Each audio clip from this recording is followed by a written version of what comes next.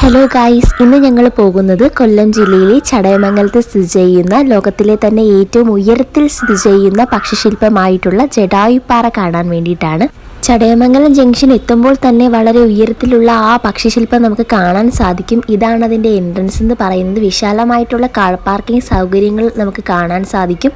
അതേപോലെ ഞങ്ങൾ പോയത് പൂജ ഹോളിഡേയ്സിനായതുകൊണ്ട് തന്നെ വളരെയധികം തിരക്കായിരുന്നു. നോർത്ത് ഇന്ത്യയിൽ നിന്നും മറ്റും ആൾക്കാർ വന്ന് വളരെയധികം തിരക്കും ക്യൂ ആയിരുന്നു. എൻട്രൻസ് ടിക്കറ്റ് എടുക്കേണ്ടവർക്ക് ഒരു ക്യൂവും അതേപോലെ തന്നെ അതിനുശേഷം കേബിൾ കാറിൽ പോകേണ്ടവർക്ക് വേറെ ക്യൂവുമായിരുന്നു അവിടെ സെറ്റ് ചെയ്തിരിക്കുന്നത്.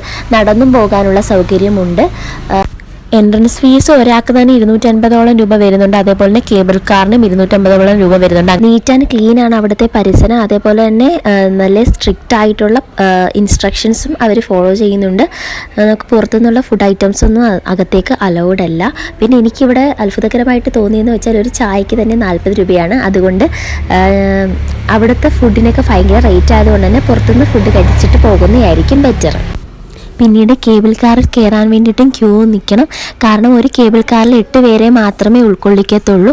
കേബിൾ കാറിൽ കയറാൻ വേണ്ടിയിട്ടുള്ള ഇൻസ്ട്രക്ഷൻസും അവർ എഴുതി വെച്ചിട്ടുണ്ട്. കേബിൾ കാറിൽ ഇറങ്ങുമ്പോഴും കയറുമ്പോഴും അത് പോകുന്ന ദിശയിലേക്ക് വേണം ഇറങ്ങാനും കയറാനും. അതേപോലെ എണ്ണിനേറ്റ് നിന്ന് യാത്ര ചെയ്യാനോ ഫോട്ടോ എടുക്കാനോ ഒന്നും സാധിക്കില്ല. അങ്ങോട്ടും ഇങ്ങോട്ടുമായി മൊത്തത്തോളം 20-25ഓളം മിനിറ്റ് ഉണ്ട് യാത്ര. കാറ്റുണ്ടെങ്കിൽ കേബിൾ കാർ നിർത്തിവെക്കുന്നതായിരിക്കും. വളരെ ഉയരത്തിലുള്ള മലയായതുകൊണ്ട് തന്നെ ആ ചുറ്റുമുള്ള പ്രദേശങ്ങളെല്ലാം കാണാൻ വളരെയധികം നല്ലതാണ്. നമുക്കവിടെ ഇടതുവശത്തായിട്ടൊരു ഹെലിപാഡ് കാണാൻ സാധിക്കും. നമ്മുടെ തൊട്ടപ്പുറത്തെ വശത്തൂടെ താഴോട്ട് പോകുന്നവരെയും കേബിൾ കാറിൽ കൊണ്ടുപോകുന്നുണ്ട്. വളരെ മനോഹരമാണ് ആ കാഴ്ചകളൊക്കെ.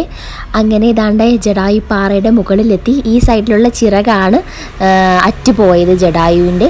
നമുക്കിത് കാണുമ്പോൾ തന്നെ അതിൻ്റെ കണ്ണൊക്കെ എന്ത് മനോഹരമായാണ് കൊത്തിവെച്ചിരിക്കുന്നത്. നമുക്കത് കാണുമ്പോൾ തന്നെ ജീവനുള്ള പോലെയാണ് തോന്നുന്നത്.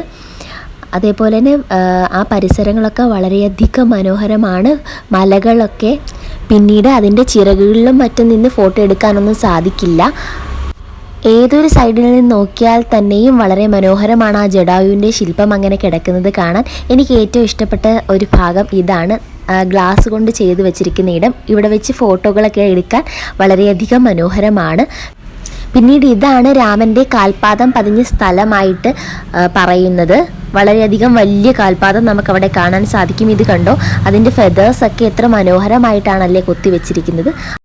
അപ്പോൾ ഇത്രയേ ഉള്ളൂ. Okay, bye bye.